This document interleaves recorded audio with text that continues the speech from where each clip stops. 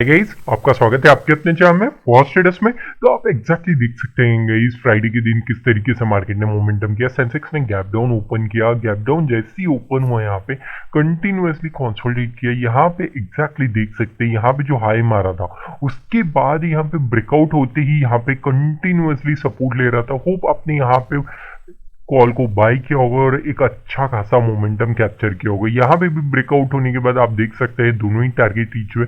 मैंने आपको कल एक चीज बताई भी थी, साइडवेज मार्केट आएगा तो किस तरीके से आप ट्रेड कीजिए। कल का वीडियो जरूर से जाके देखिएगा। फ्राइडे के दिन मैंने आपको डिटेल में समझाया किस तरीके से मोमेंटम करेगा और एग्जैक्टली उसी तरीके से मार्केट ने मोमेंटम भी किया है। यहाँ पे चलते हैं निफ्टी 50 में। निफ्टी 50 में सेम चीज हुई है। यहाँ पे गैप डाउन ओपन हुआ, कंटिन्यूअसली कंसोलिडेट किया, उसके बाद जैसी हाई इसका ब्रेकआउट हुआ है का यहाँ पे देख सकते हैं सपोर्ट लिया। एग्जैक्टली सपोर्ट लेते ही जो ब्रेकआउट किए वन साइडेड मोमेंटम हमको देखने मिला। होप आपने ट्रेड किया होगा और अच्छा खासा प्रॉफिट जनरेट किया होगा guys. Nifty mid cap select का मैं आपको एनालिसिस दिखा देता हूँ। एग्जैक्टली मैंने आपको कहा भी था यहीं तक के लिए लेके जाए। जैसे ही गैप डाउन ओपन हुआ एग्जैक्टली यहीं पे बायर इंटरेस्टेड थे और बायर्स आए, कंटिन्यूसली कंसोलिडेट करने लगा। उसके बाद यहाँ पे जैसे ही बायर्स यहाँ पे देख सकते हैं सपोर्ट लिया। मैंने आपको एक चीज बताई थी, कंटिन्यूसली एक ही जगह जब भी कंटिन्यूसली कंसोलिडेट करते हैं उसके बाद ब्रेकआउट होता है, अपसाइड या डाउन साइड दोनों ही जगह। अपसाइड ब्रेकआउट के एक बढ़िया मोमेंटम हमको देखने मिला। यहाँ पे रेजिस्टेंस लिया, जैसी ब्रेकआउट के यहाँ पे मेजर रेजिस्टेंस एरिया था। फर्स्ट टाइम जब भी टेस्ट करने आता है तो रेजिस्टेंस लेता है। एग्जैक्टली उसी तरीके से मार्केट ने बिहेव किया।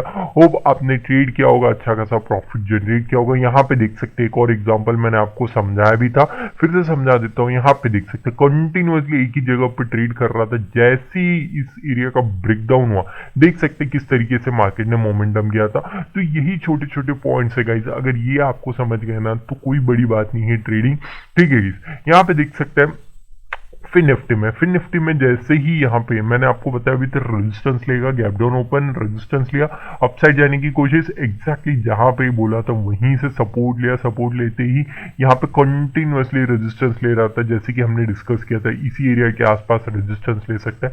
रेजिस्टेंस लेने और जैसे ही ब्रेकआउट हुआ हमारे दोनों ही अपसाइड टारगेट भी रीच हुए। होप आपने कल के दिन का वीडियो देखा होगा, किस तरीके से हमने एनालिसिस किया था, एग्जैक्टली किस तरीके से मार्केट ने मोमेंटम किया।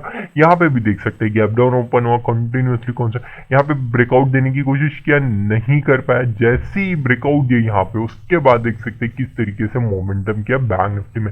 होप आपको छोटे छोटे पॉइंट समझ रहे हैं, मैंने डिटेल में समझाने की कोशिश की। कल का वीडियो जरूर से जाके चेकआउट कीजिएगा। चलिए गाइस, कल किस तरीके से मोमेंटम कर सकता है, कल इन द सेंस मंडे के दिन किस तरीके से ट्रेड कर सकते हैं आप, क्या आपको एक जैकपॉट मिल सकता है निफ्टी मिड कैप सिलेक्ट में और फिर निफ्टी, दोनों को ही किस तरीके से ट्रेड करेंगे उसके बारे में डिटेल में एनालिसिस देख लेते हैं। चलिए गाइस, सबसे पहले डेली टाइम फ्रेम में चलते हैं और बैंक निफ्टी की एनालिसिस देखते हैं। यहाँ पे आप देख सकते हैं अपसाइड मोमेंटम तो किया था यहाँ पे, लेकिन मैंने आपको बताया था एक करेक्शन आ सकता है और एग्जैक्टली उसी तरीके से मार्केट ने बिहेव भी किया है। एक छोटी सी न्यूज भी एक बड़ा मोमेंटम देके जाएगी, मैंने आपको समझाया भी था और एग्जैक्टली वही न्यूज आई और एक डाउनसाइड मोमेंटम देखने मिला। हमेशा याद रखिएगा, जब भी न्यूज आती है बहुत बढ़िया एक डाउनसाइड मोमेंटम देता है, लेकिन याद रखिए अगर ऑलरेडी गैप डाउन आज हो चुका है तो उसके बाद और ज्यादा गिरना थोड़ा सा इम्पॉसिबल हो जाता है। हाँ, अगर प्राइस एक्शन कुछ उस तरीके से बनता है तो बेटर है, लेकिन प्राइस एक्शन ही उस तरीके से नहीं बन रहा और अपसाइड जाने की हाई पॉसिबिलिटी हो। हमेशा याद रखिएगा, जब भी अगर नेगेटिव सेंटिमेंट है तो ऑलरेडी यहाँ पे आप देख सकते हैं कंटिन्यूअसली रेड बन चुके थे यहाँ पे कैंडल्स, ठीक है।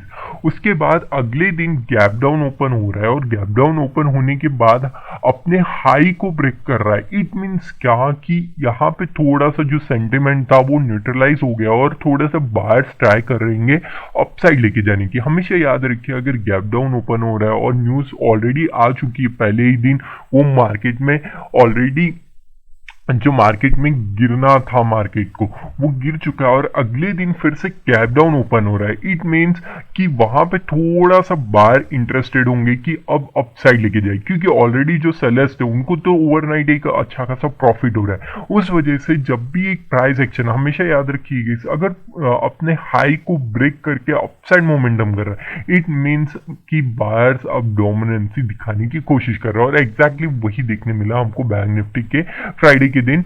और याद रखिए गाइस, एक साइडवेज मार्केट की तरह बिहेव करेगा। मैंने सेंसेक्स का बताया तो वो डिटेल वीडियो जाके जरूर से चेकआउट कीजिए। यहाँ पे भी देख सकते हैं एग्जैक्टली ऑल टाइम हाई तो मारा था, लेकिन जैसे ही न्यूज आई एक करेक्शन देखने मिला।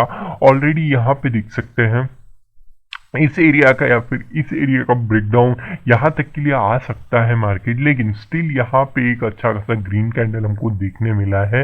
तो कल के दिन किस तरीके से मोमेंटम करेगा वो 5 मिनट्स के टाइम फ्रेम में लेके चलूंगा, मैं आपको डिटेल में एक्सप्लेन भी करूंगा। लेकिन सबसे पहले सेंसेक्स में यहाँ पे देख सकते हो ऑल टाइम हाई इसने भी मारा, लेकिन डाउन साइड मोमेंटम देखने मिला। गैप डाउन ओपन हुआ, उस वजह से प्राइस एक्शन एक अच्छा बना और अपसाइड मोमेंटम लेके चले गए सब लोग। ठीक है, याद रखिए गाइस, अगर प्राइस एक्शन एक फ्लैट ओपन होता ना, फ्लैट ओपन होते ही क्या हो जाता है इसमें, यहीं पे थोड़ा सा डिस्कस कर लेता फिर निफ्टी में ही। Just a second guys, Nifty mid cap select है ये। ओके गाइस, यहाँ पे आप देख सकते हैं अगर यहाँ पे फ्लैट ओपन होता है या फिर थोड़ा सा भी गैप ओपन होता ना, तो उसके बाद क्या होता है गाइस, यहाँ पे उतने ज्यादा यहाँ पे जो सेलर्स का प्रॉफिट है यहाँ पे नहीं दिखता यहाँ पे ओपन होने पे। तो उसके बाद वो लोग क्या करने की कोशिश करते हैं यहाँ पे कि यहाँ पे थोड़ा सा प्राइस एक्शन डाउन साइड बने और एक बढ़िया सा मोमेंटम। यहाँ पे देख सकते हैं प्राइस एक्शन क्या बना, कंटिन्यूअसली कंसोलिडेट करने लगा। यहीं पे 5 कैंडल एक ही एरिया में रहे थे, जैसे ही ब्रेकआउट के एक बढ़िया सा मोमेंटम दिया। याद रखिएगा ये छोटे छोटे प्राइस एक्शन होते हैं जिससे कि आप एक ट्रेडर बनेंगे फ्यूचर में।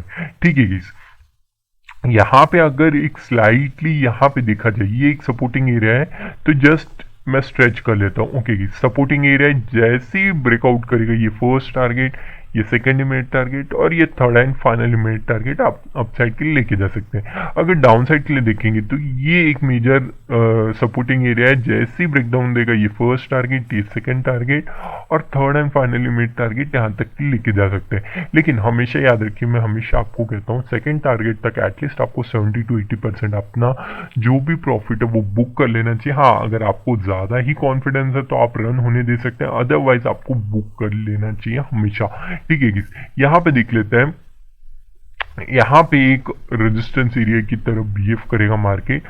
तो सबसे पहले याद रखिएगा यहाँ पे कंटिन्यूअसली कंसोलिडेशन हुआ है, तो यहाँ पे जैसे ही ब्रेकआउट करने की कोशिश करेगा ना मार्केट, तो किस तरीके से मोमेंटम करेगा। अगर एक गैप डाउन भी ओपन होता है तो इसी के आसपास, तो यहाँ पे एक ऑलरेडी सपोर्टिंग एरिया है, ये एरिया है। जैसे ही ब्रेकआउट करेगा ना एक अच्छा खासा मोमेंटम ये 2 टारगेट के लिए लेके जा सकते हैं। उसके बाद आप प्राइस एक्शन के हिसाब से लेके जा सकते हैं फिर निफ्टी में। अगर यहाँ पे कहीं पे इस एरिया का ब्रेकडाउन दे देता है, याद रखिएगा इस एरिया का ब्रेकडाउन देते ही ये फर्स्ट इमीडिएट टारगेट होगा, ये सेकेंड और ये third and final immediate target. ठीक है, होप आपको छोटे छोटे पॉइंट समझ रहे हैं। मैं डिटेल में समझाने की कोशिश कर रहा हूँ आपको। अगर कुछ भी नहीं समझ में आता तो कमेंट करके जरूर से बताइएगा। ठीक है, यहाँ पे चलते हैं।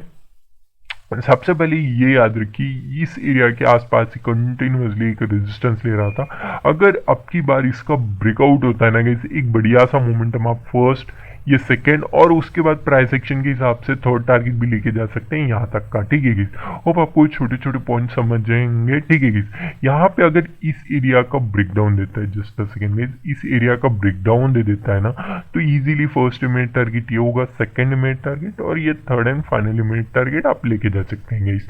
ठीक है गाइस, निफ्टी विफ्टी में चलते हैं किस तरीके से मोमेंटम करेगा, कैसे आप ट्रेड करेंगे। यहाँ पे ऑलरेडी देख सकते हैं, इसको जस्ट स्ट्रेच ऑन कर लीजिए गाइस। स्ट्रेच कर लेंगे तो किस तरीके से मोमेंटम कर रहा है ऑलरेडी देख रहे हैं आप। अगर इसका ब्रेकआउट होता है ना इस एरिया का, उसके बाद यहाँ पे एक रेजिस्टेंस की तरफ बिहेव कर सकता है, लेकिन स्टिल यहाँ पे 2 टाइम्स टेस्ट कर चुका है। फ्लैट ओपन होने दीजिए, उसके बाद ब्रेकआउट होती है एक अच्छा फर्स्ट टारगेट, ये सेकेंड टारगेट और ये थर्ड एंड फाइनल टारगेट होगा। ये फर्स्ट टारगेट आप थोड़ा सा यहाँ तक क्लियर रखिएगा। ठीक है, उसके बाद ये सेकंड टारगेट और ये थर्ड टारगेट। ठीक है, डाउन साइड आना है तो सिंपल सी बात है, इसका ब्रेकडाउन होने दीजिए। ब्रेकडाउन होते ही फर्स्ट इमीडिएट टारगेट, सेकंड और ये third and final immediate target आप लेके जा सकते हैं। ठीक है, सेंसेक्स में चलते हैं। सेंसेक्स में किस तरीके से ट्रेड करोगे आप, यहाँ पे आप देख सकते हैं सेंसेक्स में उतनी ज्यादा लिक्विडिटी अभी थोड़ी थोड़ी आनी स्टार्ट हो गई है, तो एक्सपायरी के दिन ज्यादा बेटर रहता है यहाँ पे ट्रेड करना, लेकिन स्टिल आप कर सकते हैं ट्रेड। यहाँ पे देखिए अगर इसका ब्रेकडाउन दे देता है ना, तो सबसे पहले फर्स्ट टारगेट टारगेट तो यही होगा और सेकंड टारगेट ये होगा। यहाँ पे हो सकता है कि बार डोमिनेंसी देखने मिलेगी, यहाँ पे जैसी आएगी तो अपसाइड जाने की कोशिश करेगा, तो थोड़ा सा ध्यान से ट्रेड कीजिएगा। यहाँ पे इसका हाई का ब्रेकआउट होता है ना, फर्स्ट मेरे टारगेट ये, सेकंड और ये थर्ड एंड फाइनली मेरे टारगेट आप लेके जा सकते हैं। होप आपको ये छोटे छोटे पॉइंट समझे होंगे, मैंने डिटेल में समझाने की कोशिश की है आपको सारे ही पॉइंट। यहाँ पे देख सकते हैं निफ्टी मिड कैप सेलेक्ट में अगर एक गैप ओपन होता है तो किस तरीके से आप ट्रेड करेंगे उसके बारे में भी थोड़ा सा मैं आपको डिस्कशन में बता देता हूँ अभी फिलहाल।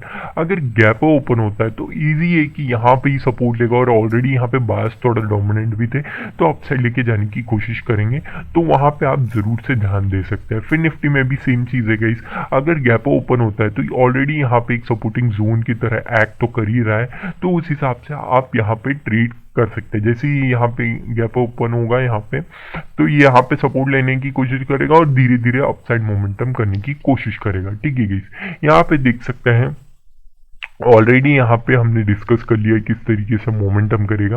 अब आपको छोटे छोटे पॉइंट समझ रहे हैं। अभी फिर से कुछ इंडेक्स अभी ऑलरेडी एनएससी ने ऐड की हैं, लेकिन अभी फिलहाल उनमें ट्रेड मत कीजिए क्योंकि वहाँ पे हाईली लिक्विडिटी की इशू होंगे थोड़े दिन के लिए। 1-2 महीने के बाद फिर से स्टार्ट करते हैं, लेकिन मेजर जो इंडेक्स है हमने ऑलरेडी डिस्कस कर लिया। होप आपको छोटे छोटे पॉइंट समझे होंगे, मैंने डिटेल में समझा।